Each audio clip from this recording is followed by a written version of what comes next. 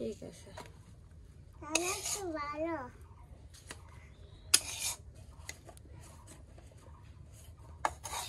তো মুখ খসে কেন বারবার।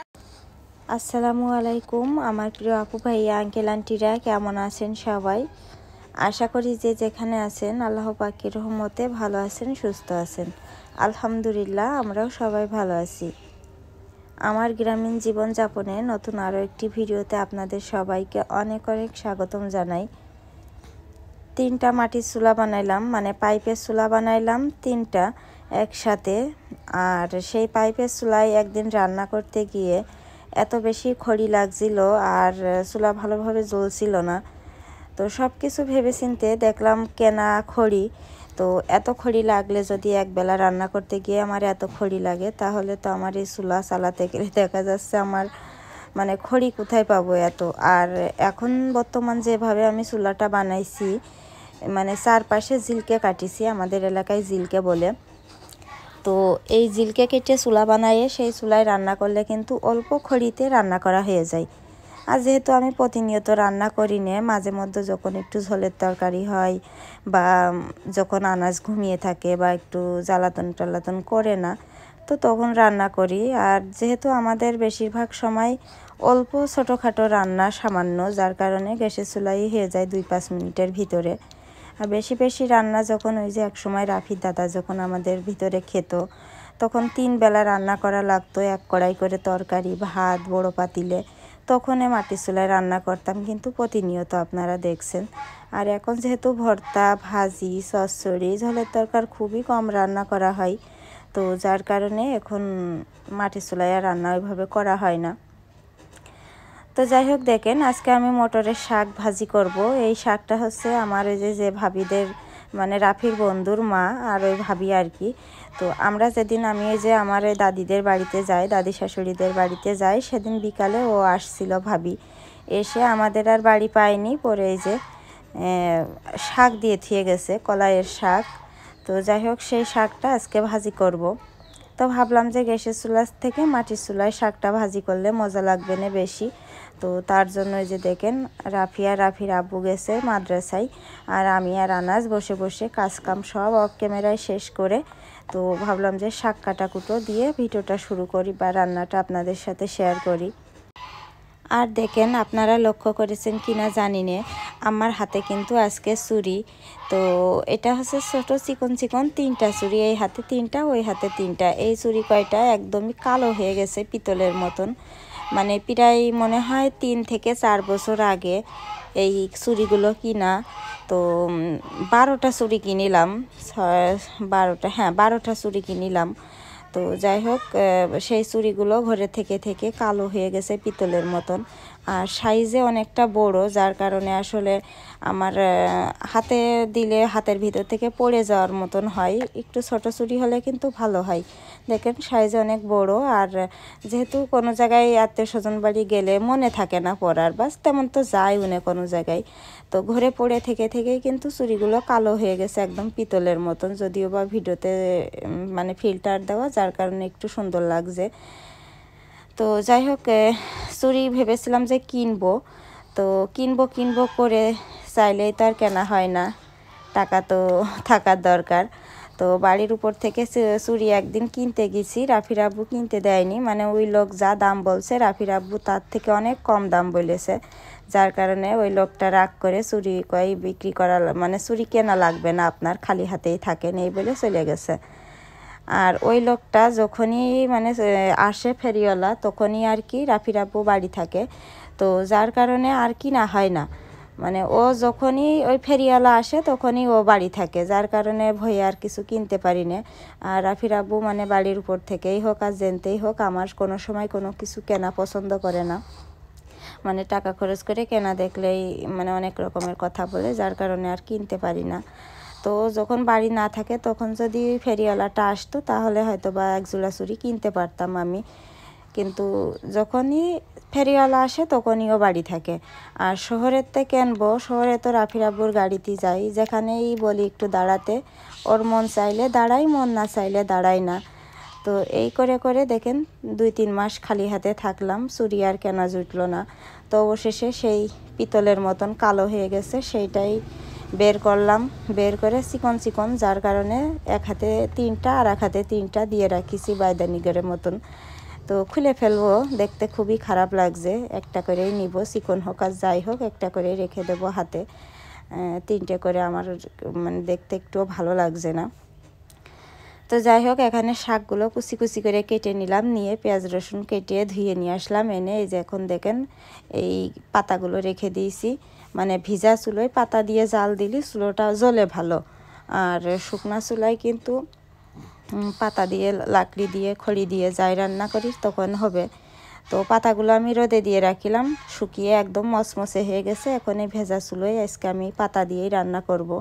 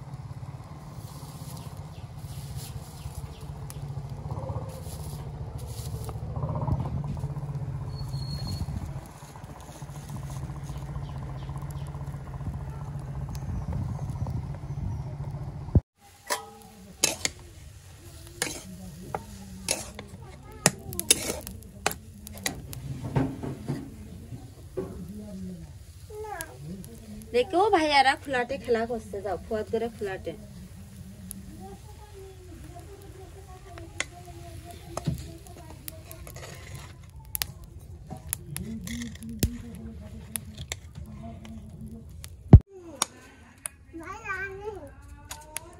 ভাইয়া দেখো ফুয়াদ করে ফ্ল্যাটে আছে, আব্বু আসেনি আজকে। ভাইয়া একা একা চলে গেছে রাহাতের মার সাথে। যাও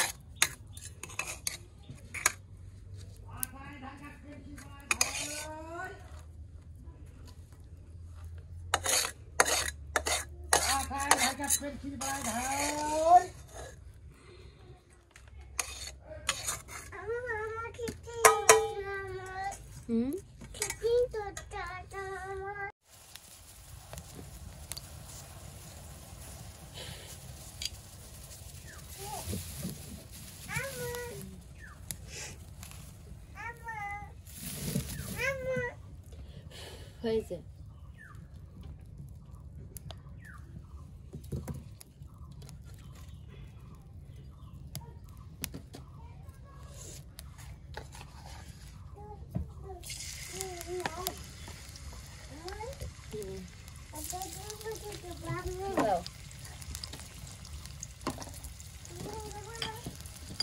ওখানে দিয়ে না, ওই দেখিছে দিয়ে আসো, গন্ধ করছে ওখানে পেশাব করলে। আবু ওখানে পেশাব দিয়ে না।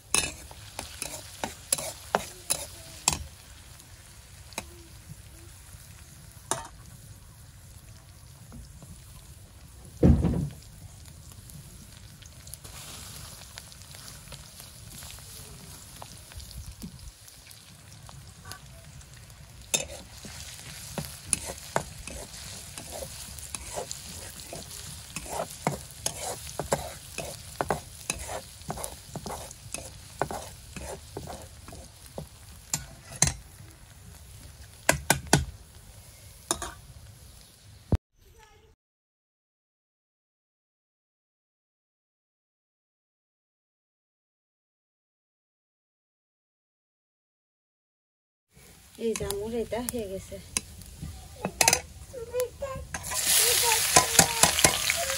দাঁড়াও করে না, ভিডিও করে না, আমি এটা কাজ করে নি।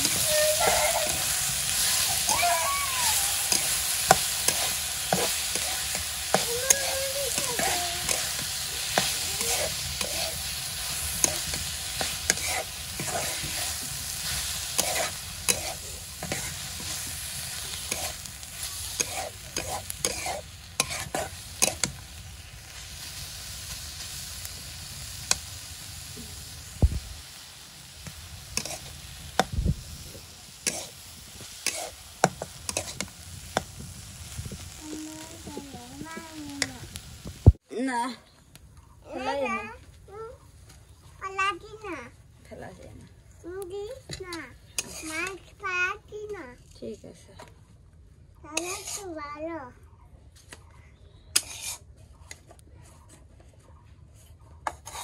তো মুখ খলছো কেন বারবার? মুখ খলছো কেন বারবার?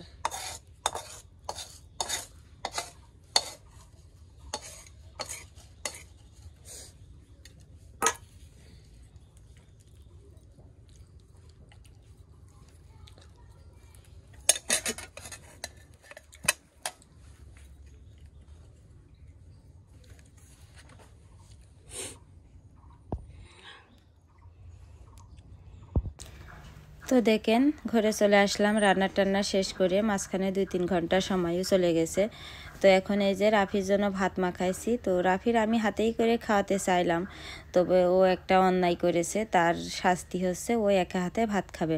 মানে রাফি একা হাতে ভাত খেতে খুব ভয় পায়। সবসময় ও বলে আমার খয় দিতে, আর আমি খয়ে দিই, যেহেতু সময় থাকে হাতে, যার কারণে আমি খয় দিই। তো ও এখন একটা অন্যায় করেছে, তো ওর অন্যায়ের শাস্তি হিসাবে ওর ভাত মাখাই দিয়েছি, একা হাতে খাবে। এটাই ওর সব থেকে বড় শাস্তি, কারণ ও একা হাতে ভাত খাতে পছন্দ করে না। আর ও যদি এই শাস্তিটা দিই ও বেশ ভয় পায় আর কি। তো যাই হোক, এখন আমি আর আনাজ খেয়ে নেব। আর ওদিকে এই যে রাফির খাওয়ালাম, মানে রাফি খেলো আর কি, খাওয়ালাম বলছি। তো এখন হচ্ছে রাতের বেলা। দেখেন আমি এই যে দুপুরবেলা তো শুধু শাক ভাজি করিলাম, দুপুরেই শেষ হয়ে গেছে। তো রাতে খাওয়ার মতন তরকারি নাই, তো যার কারণে এখানে বাঁধাকপি, কয়েকটা চিংড়ি মাছ দিয়ে ভাজি করছি, আর দুধ জাল দেব। তো যাই হোক, মোটামুটি এই আর কি ভিডিও আজকে। তো তেমন একটা ভিডিও করা হয়নি কিছু। তো ইনশাল্লাহ কালকে থেকে আবার ভিডিও করা শুরু করব, যদিও বা আসলে ভিডিও করা বন্ধ করে দিয়েই বা কি, আবার মনে হয় ভিডিও করেও আসলে কোনো লাভ নাই, কারণ টাকা পয়সাই মানুষের সংসারে সুখ শান্তি আনে, আর অনেক সময় টাকা পয়সাই আবার মানুষের সংসারে অশান্তি সৃষ্টি হয়। তো মাঝে মধ্যে অনেক রকমের চিন্তা ভাবনা করে মনে হয় যে না ভিডিও করব না, আবার মাঝে মধ্যে অনেক রকমের চিন্তা ভাবনা করে মনে হয় যে না করি, কি করব, কপালের দোষ দিই বা মনের অনেক রকমের কথা বলে মনের অনেক রকমের সান্ত্বনা দিই। নিজের মনের সান্ত্বনা নিজেরই দেওয়া লাগে, সান্ত্বনা দেওয়ার মতন লোক মানে কি বলবো আশেপাশে নাই, আছে শুধু মানে কষ্ট দেওয়া লোক আশেপাশে। তো যাই হোক, আল্লাহর কাছে হাজার হাজার শুক্রিয়া, কোটি কোটি শুক্রিয়া যে ইউটিউবে আসছি। ইউটিউবে আমার অনেক লোক আছে যারা আমার নিঃস্বার্থভাবে ভালোবাসছে বা আমাকে সাপোর্ট দিচ্ছে বা আমাকে সুখে দুঃখে আমার পাশে দাঁড়াচ্ছে। আল্লাহ তাআলা তাদের জন্য আমি সবসময় আল্লাহর কাছে দোয়া করি। আল্লাহ মানুষরা যারা আমাকে নিঃস্বার্থভাবে ভালোবাসছে, আমাকে এত কি বলবো নিজের মানে রক্তের সম্পর্কের মানুষদের থেকেও বেশি ভালোবাসছে, যেটা কিনা আমি আসলে ভিডিওতে এভাবে বলা সম্ভব না, ভিডিও প্রকাশ করার মতন না। আমি মনে মনে একা একা ভাবি তাদেরকে নিয়ে যে আসলে সত্যি আমি কতটা ভাগ্যবান। তো যাই হোক, ওখানে আপনাদেরকে আমি হাতে চুড়ি দেখাচ্ছিলাম যে আমি দেখেন হাতে চুড়ি পরছি, যদিও বা কালো হয়ে গেছে চুড়িগুলো। তো অবশেষে দুধ জাল দিয়ে আর ভাজি করে নিয়ে ঘরে আসলাম। তো এখন আনাস আর রাফির এই যে দেখেন ঘরের মেঝে একটা পাটি বিছাইছি, বসে বসে দুই ভাইকে খাওয়াবো, সাথে আমিও খেয়ে নিব। তো যাই হোক, কি আর ভিডিও করব, এখনও ঘুমাতে ঘুমাতে আরও 2-3 ঘন্টা সময় লেগে যাবে, অনেক কাজ বাকি আমার। তো সেগুলা কাজ শেষ করে তারপরে ইনশাল্লাহ ঘুমাবো। তো যাই হোক, আজকে এখানেই বিদায় নিচ্ছি। আমার প্রিয় আপু ভাই আঙ্কেল আন্টিরা, আমার কথায় যদি কেউ মনে কষ্ট পেয়ে থাকেন তাহলে সবাই ক্ষমা সুন্দর দৃষ্টিতে দেখবেন, কমেন্ট বক্সে ভুলটা ধরিয়ে দেবেন। ইনশাল্লাহ আমার ভুলটা আমি শুধরে নেব, কারণ আমি আপনাদের থেকে অনেক মানে বুদ্ধিও কম, অনেক অল্প পড়ালেখা জানি এবং অনেক জ্ঞান কম, যার কারণে আপনাদের কাছ থেকে আমি 4টে বছরে যা শিখেছি, যা জানিছি, যেটা হয়তো বা আমি সারা জীবনেও শিখতে পারতাম না বা জানতে পারতাম না যদি ইউটিউবে না আসতাম। তো যাই হোক, আপনারা সবাই এভাবে আমাকে সাপোর্ট করে আমার পাশে থেকে আমার যতটুক যা আমার সামনের দিকে এগিয়ে আনছেন, ইনশাল্লাহ আপনারা পাশে থাকলে আমি আরও সামনের দিকে আরেকটু এগোতে পারবো আর কি। আমার ছেলেদেরকে নিয়ে আমি আরেকটু ভালো থাকবো হয়তো বা, ইনশাল্লাহ। তো সবাই দোয়া করবেন। আমি জানি আপনাদের কাছে আমি দোয়া করার কথা না বললেও আপনারা আমার জন্য অনেক চিন্তা করেন আর অনেক দোয়া করেন, সেটা আমার আসলে ভাগ্য। তো যাই হোক, ছেলে দুটোকে খাওয়াবো, নিজে খাবো, খেয়ে দিয়ে তারপর ইনশাল্লাহ বাকি কাজ সেরে ঘুমাবো। তো আজকে এখানেই বিদায় নিচ্ছি, দেখা হবে ইনশাল্লাহ পরবর্তী ভিডিওতে। সে পর্যন্ত সবাই ভালো থাকবেন, সুস্থ থাকবেন, সবার জন্য অনেক অনেক দোয়া রইল। আল্লাহ হাফেজ, আসসালামু আলাইকুম।